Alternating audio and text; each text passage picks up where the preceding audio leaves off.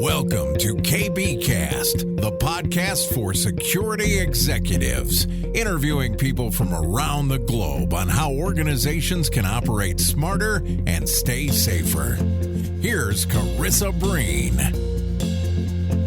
I was given the opportunity to speak with Paul Heaton from Synterra, and we spoke about why he founded Synterra, along with his background before founding his own company. We discussed the relationship between cloud and security and some of the challenges he has seen from the traditional on-prem model and where he believes the industry is heading in this space. If you want to find out a bit more about Paul's journey and experience, then please keep on listening. Welcome, Paul. Now, Paul, we like to introduce our guests and to our listeners and provide a way of creating context by exploring their background and journey in the security industry. So can you walk us through your career to date from where your interest started in the security industry up until now? Thanks, Chris. Late 90s. I was actually working for IBM at the time inside IBM networking. With IBM winning several large outsourcing contracts, we started opening up our networks, particularly our internal IBM networks to remote access staff. And that's what I was involved in. Out of the networking team came a core security team. So as we started opening up networks, we were looking at obviously now securing them. And we started to put technology in place such as remote access systems inside those networks to really tie down the connectivity. And from that developed operation centers and security technology teams inside IBM. And that progressed with the advancement of security, and we saw the banks starting to adopt security, and I was involved in very large-scale security projects within the large banking sector to look at that securing of the internal and external networks.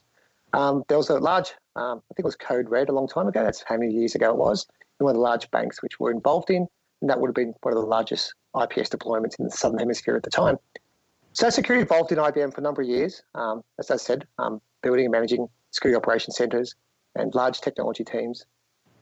And then moving into the security portfolio inside IBM ANZ and managing their security portfolio for a number of years. I then moved out of IBM and went and worked for Telstra.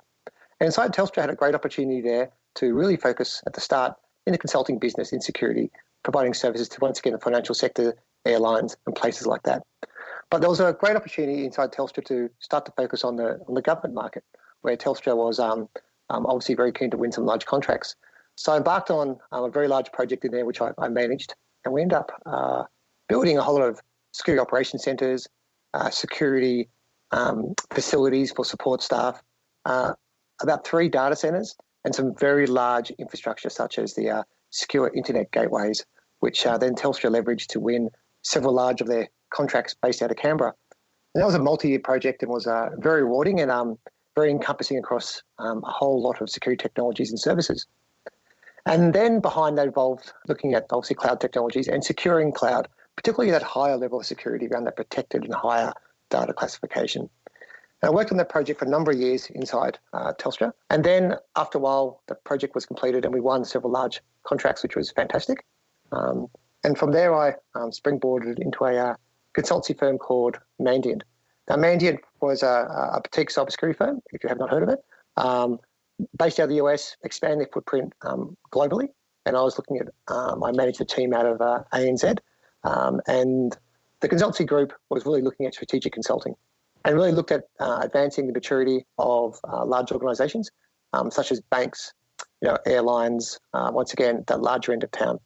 So we basically had a small team which flew around with engagements, really looked at where the companies were today and using their threat intel, understanding who was their main threats, and then basically putting plans together to evolve those companies to a much more mature state of cybersecurity, and putting those plans in place to help those CISOs execute that plan. And then we'd come back periodically and assist them and check and make sure that they were travelling to those roadmaps so they achieved their goals of maturing their cyber capabilities to where they really should be in the world compared to their competitors and people like that, to ensure that they were meeting those industry benchmarks and even higher, to ensure they were in the right place so that the current threats they were looking at, they knew about them and they were dealing with them, and really looking at that cyber maturity of those organisations. Now, that was for a number of years, and from there, my true love was back in those gateways. So I had the opportunity with some friends and colleagues I previously worked with to look at starting a cybersecurity company. We really looked back at that market, that gateway market where I spent, almost 8 years on inside Telstra.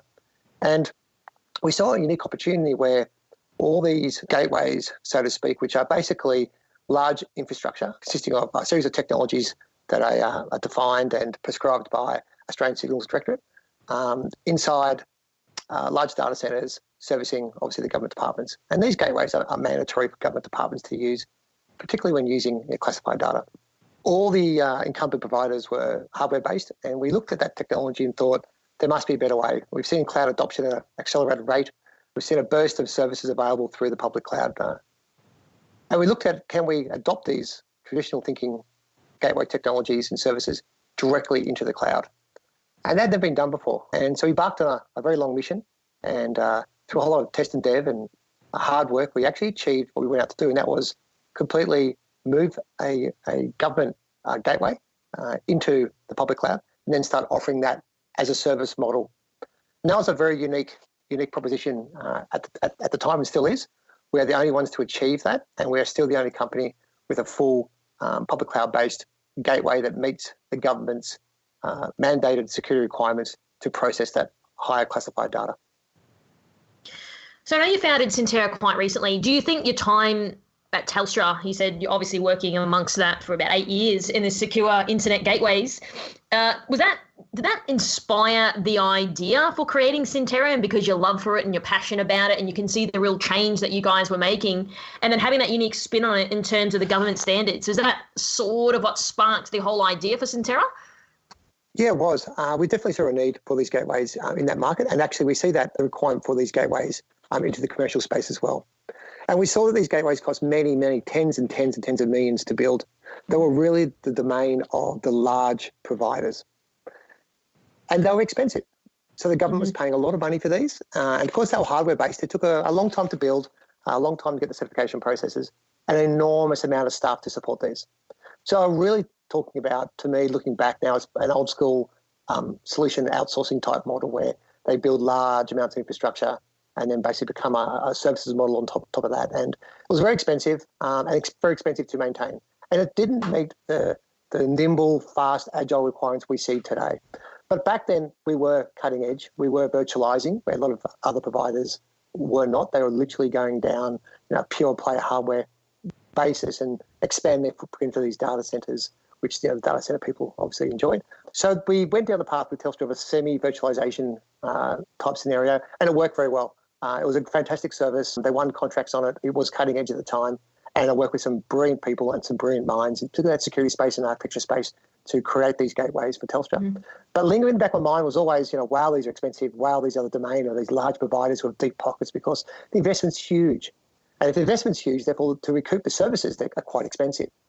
Always taught me there must be a better way. And that's why we moved into that public cloud, using all that fantastic cloud-enabled services for compute and storage and processing, things like that. But Telstra really were the enabler for it. They were forward-thinking with their gateways. We just took the idea and expanded and brought it into the most recent models, which is that cloud-based modelling. So you spoke about time before. You said it took a long time in terms of the initial setup and also the certification process. How much time are we talking here? Are we talking 12, 18 months or? We are, plus. So in that project, because it's back in the physical world, I also had to build the facility. So I had to identify a correct facility, as in bricks and mortar building. We had to retrofit the building to meet the correct standards that government requires. That include the cabling, that include the walls, the meshing, the Faraday caging, the doors. Everything had to be done as per the. Then we had to build the technology in the correct data centers which met also the same requirements. And then the people had to go in the buildings, and then the services build, the compute. So it was a very long process. It took probably well over 3 years to build, a lot more than 3 years, I'd say. And then the data center builds along the way as well. So we built a data center basically from scratch to service the particular gateway we built, and then expanded into 3 more data centers. So it was a long build process and a constant iteration to make sure those services could meet and scale out to where Telstra was heading with their contracts. So that was a particular challenge because data centers have limited space. So as you win larger contracts and you start basing more services on that hardware technology, their data center footprint was expanding at such a rate where we had to go and move into additional data centers. And that's where a lot of time comes in, and effort and cost is at expanding footprint which obviously Centera in our cloud alternative embraces the cloud model, and obviously we don't have an issue with that footprint per se. Okay, so let's talk about the physical world that you mentioned before. I want to get your opinion on how do you see the relationship between cloud and security, and what are the changes that you've seen from the traditional on-prem model, and where do you think we're heading in this space? Yeah, it's been an interesting journey. I've seen through over 20 years, and to me, we've covered a lot of the bases in the past. We've just got to use some of the proven methodology as we adopt the cloud even more. And the journey started a long time ago when everything was on-prem. Absolutely everything was on-prem in organisations' own facilities, own data centres. Then we saw a rash of external data centres come up. We've seen some big name players into the market in Australia, and we saw people moving their equipment out into provided data centres. And that was a bit of a mind change for people. Hang on, it's not inside my building. Hang on, it's not inside my data centre. And they relinquished control with their technology, still owning it into the third parties. That was a bit of a mind play on people, and we got past that. And then we started moving on towards, well, hang on, now my computer's sitting in someone else's data center. How about I just move and just lease additional technology in that same data center? So we started seeing workloads move on to third-party technologies within third-party data centers. And that was a bit of a change again for people. We saw that, how we handle it, how do we handle networking to it, to and from those areas, who has access to it. So we've seen a gradual change over multiple years, slowly moving this compute outside our workloads, outside our perimeter. And now we're seeing the public cloud come where we truly are moving those applications completely into a third party. I've seen security change a lot. We've gone from a private cloud scenario where we're truly just extending our networks out into these private data centers and out into this privately owned technology, till we start seeing, as we rise up that stack and we start seeing applications move out to third parties, our boundaries moving out. And that's where the change has been on shared compute, moving our boundaries out into a common infrastructure. And that's been the big challenge for security, is to understand that now our boundaries follow our data, and that data can now be on public clouds and third-party technologies even more. So the security's had to adapt to that. Our policies have changed to adapt to that, and our thinking has moved to understand that I'm still responsible for my data, even though it resides in a third-party data center, third-party technology, or even, obviously, nowadays, which has been around for a while, the public cloud. So security's had to adopt, but we've done it quite well. We've understood our policies are robust for on-prem. We just extend those robust policies out and take into consideration new controls to meet the new threat which the public cloud brings with it. So there's a lot of talk online that I see just on my own social media feeds and things. I do research online. There's still a lot of people arcing up about the utilization of public cloud, but what are some of the risks and opportunities does this new paradigm actually offer? Because I've seen people talk about, no, you shouldn't do that, or you should do a hybrid, or absolutely you should move everything. I just want to get your opinion, because I still believe there's a lot of people that feel apprehensive because we are moving into a different paradigm shift. So I'm keen to understand what your thoughts are around that. Cloud brings a lot of benefits with it, security perspective. Examples of patching, we automate all that patching. In the past, it's always painful. It's a really low-end security control, which we all know we have to do, but it's always a pain point. When I was doing a lot of consulting for Mandiant, we'd find out many customers it was just too hard basket. Even the providers of services, patching was always an issue. Updates, security patches, OS updates, they're always an issue. In the cloud, that's automated for us. So that brings us to a level where it makes the compliance a lot easier. We can patch very quickly, and then we can start moving on and looking at other security issues and concentrating where we should be.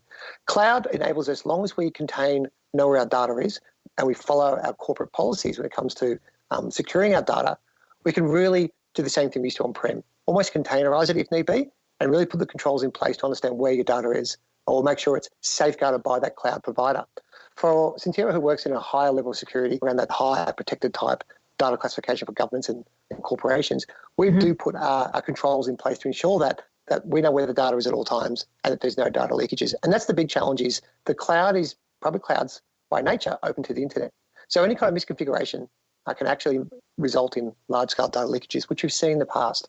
We've got to make sure that our data is secure when it's inside these public clouds. And that's in obviously in three different ways. That's obviously at rest, in play, and in motion, just like we do traditionally. Make sure that everything's encrypted where we can, that we protect it where it lays. When we do access it, we know who's accessing it. So maintain those levels of security which you do on-prem out into the public cloud, because it's your data and you are responsible for it. We don't just outsource or push our risk out to that third party. Our corporate owners and our government owners, they own the data and they are responsible for it. So we've got to make sure that data is secure in such a way that meets their corporate security requirements and policies. Do you think it's more of like a behavioural change? And I say this because, like you said, you've just sort of walked through the last 20 or so years of the change.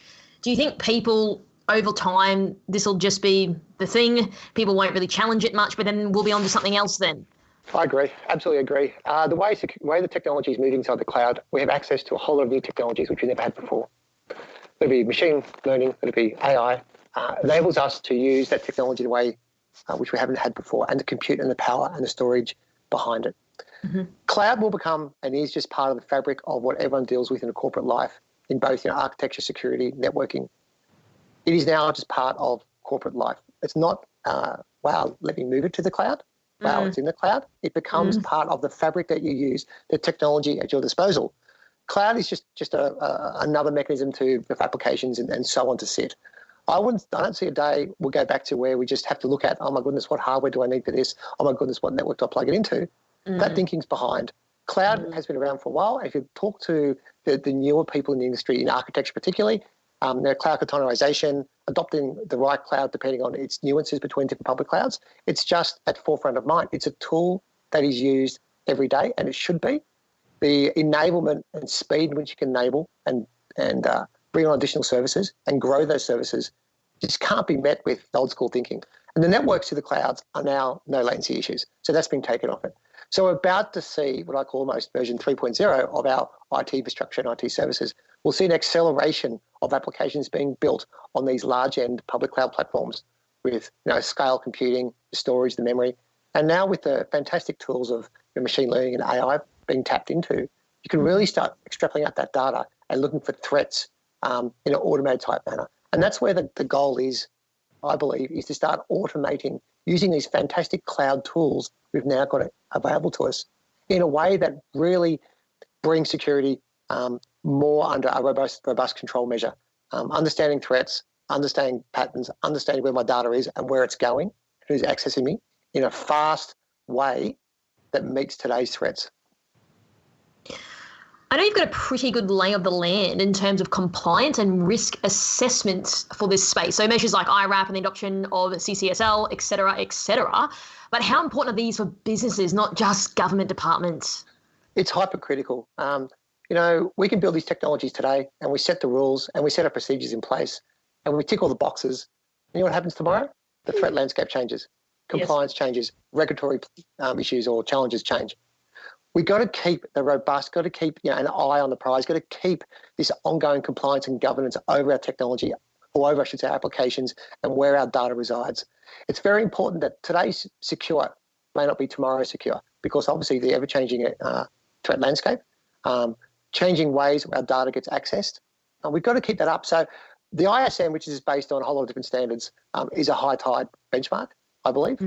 We've got to maintain all these different standards to make sure that, and meet our compliance obligations, to make sure that we're continually looking at compliance and governance to ensure that our data is always safe. Now, compliance and governance these standards get updated periodically, but what changes frequently is that threat landscape. So looking at across the picture, it's not good enough that we move our data up to these fantastic new available systems inside the public cloud, but we've got to make sure that they're always secure. Looking at I said, once again, I talk about the threat landscape because I believe it changes quite frequently. We've got to make sure that our data is always secure no matter where it resides, because once again, it's our data. The public cloud is like any other technology. We've got to make sure it's secure based on today's threat, which is changing. So compliance, governance, being ever vigilant on who could be targeting my company, what's the motivation behind that company. And then if they are successful, how do we stop that exfil? How do we identify them as quick as we can? So that's an interesting dilemma in the cloud, because how do we extend our reach of our systems up into the public cloud where my data may be residing? And that's a challenge for everybody, corporate and government. How do I get my information out of where my data resides, my log data, my alerting data, my event data, into some kind of common system to see the different vectors of attack and ways of defending against those attacks and identifying new attacks? Now, that's a big challenge today, and there's technology speeding along to try and help that challenge. So obviously you mentioned ever-changing threat landscape, and I agree. But like, why do you think people seem to still be a little bit behind the eight ball? Because it's almost like, yes, a new regulation comes out, there's more compliance that we need to adhere to. But then it almost feels like people are like really disgruntled by that it's like, oh, well, now I've got more work to do and my to-do list is never ending. But what's your sort of advice on to how people can combat that? And the only reason why it comes out is to ultimately secure what we're doing. But it still feels that there's this negative connotation because there's a new thing that comes out all of the time. And I see it online, and I just wanted to get your thoughts on what's the sort of mindset of why people are going about it in that way. There's a couple of reasons behind it, I believe. Look, cybersecurity, it's an expensive proposition.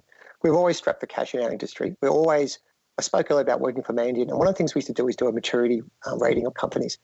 And I could make a rating of a company of, say, it's 3 out of 5.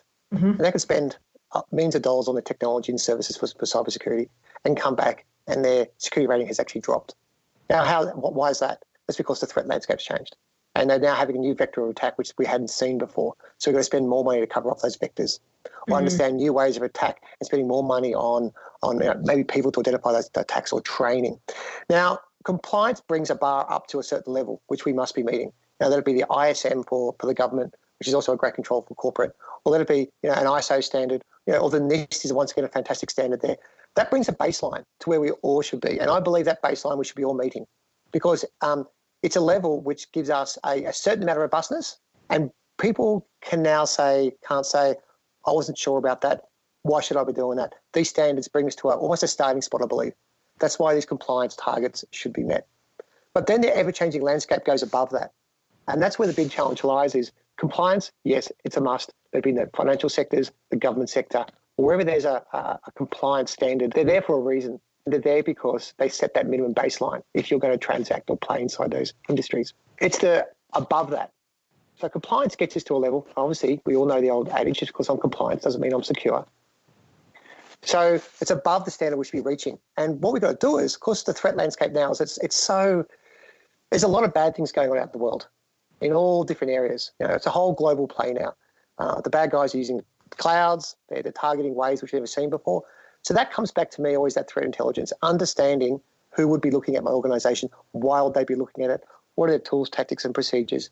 So we don't just build walls anymore hoping people don't get over those walls because they're going under them and around them.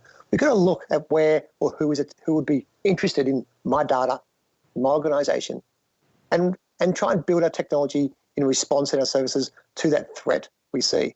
So we can't just lie there in the dark hoping no one creeps into our secure repositories. We've got to make sure if they're going to come through the windows, it's secure. If their latest tactic is, bulldozer to the wall, we've got countermeasures in place.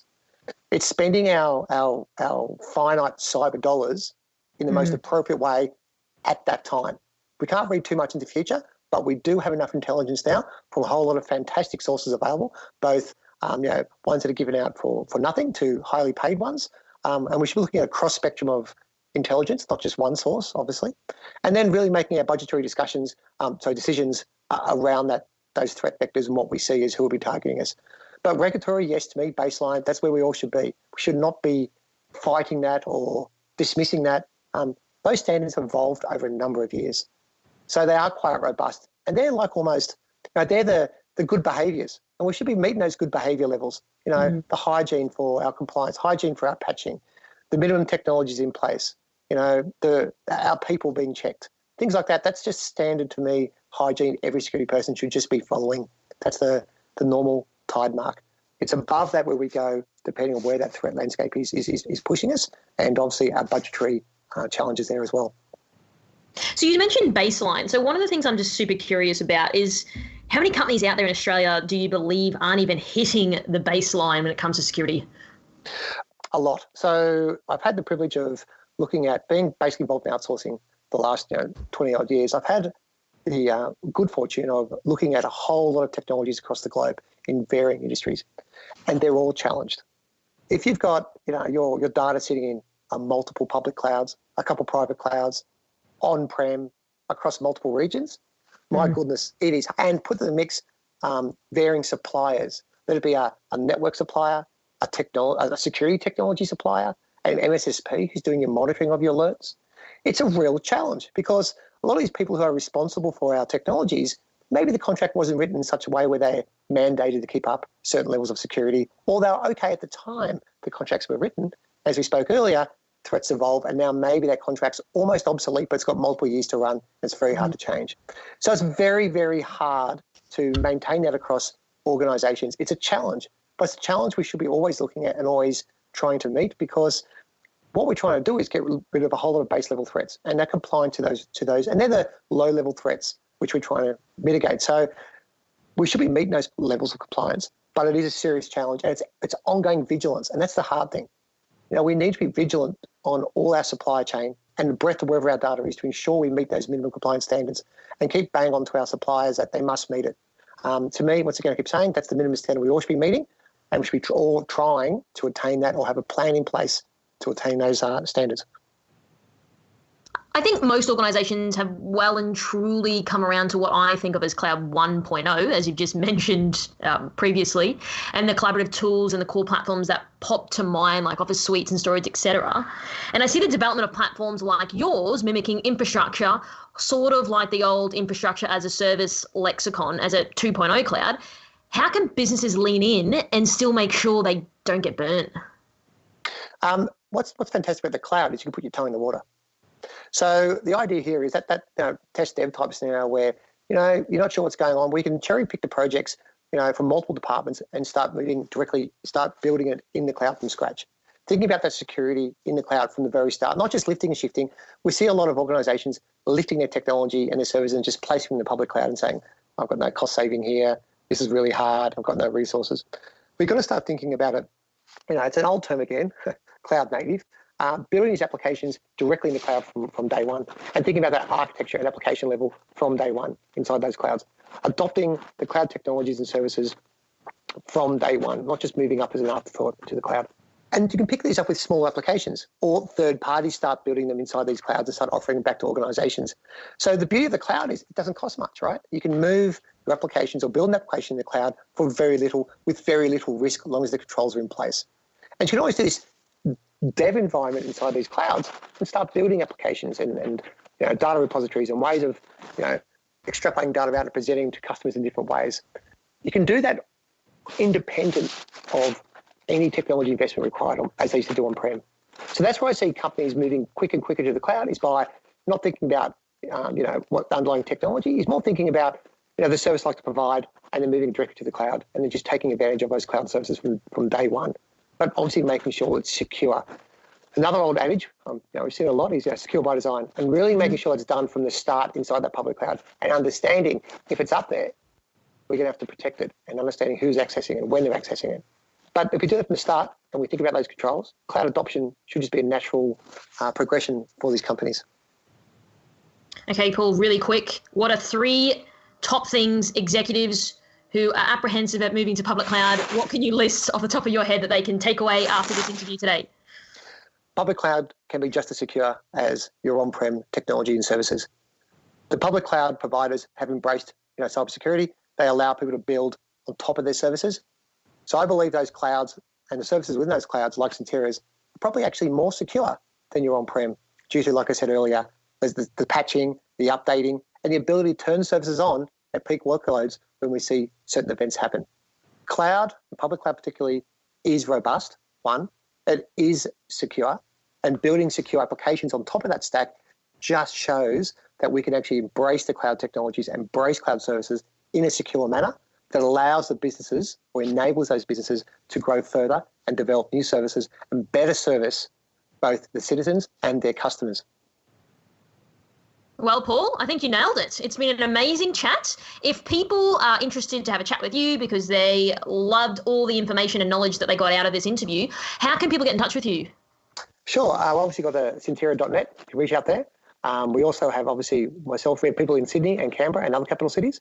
Reach out to me directly via LinkedIn, once again, via our website. Or if you see me around at various conferences, just come and say hello. Always keen to talk to people. I always like talking about organisations and their journeys, particularly around cybersecurity. I said every organisation is different. Everyone's got a different threat vector, and that landscape we spoke about earlier, threat landscape is changing. So the more collaboration we've got, me talking to you and you talking to me, grows our cyber knowledge.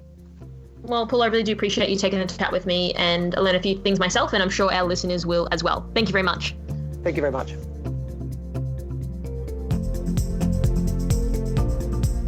Thanks for tuning in. As always, we hope you got some new ideas or ways of thinking from this episode. And remember, you can always reach out to our guests if you do have more questions. Don't forget to subscribe to this podcast, and we always love to hear your feedback. So leave a review on iTunes and we might just give you a shout out on a future episode. You can find me on LinkedIn as well as on @IamCarissaBreen on Twitter and Instagram. And if you'd like to know more about how we help tech companies, check out carissabreenindustries.com. Until next time, stay safer.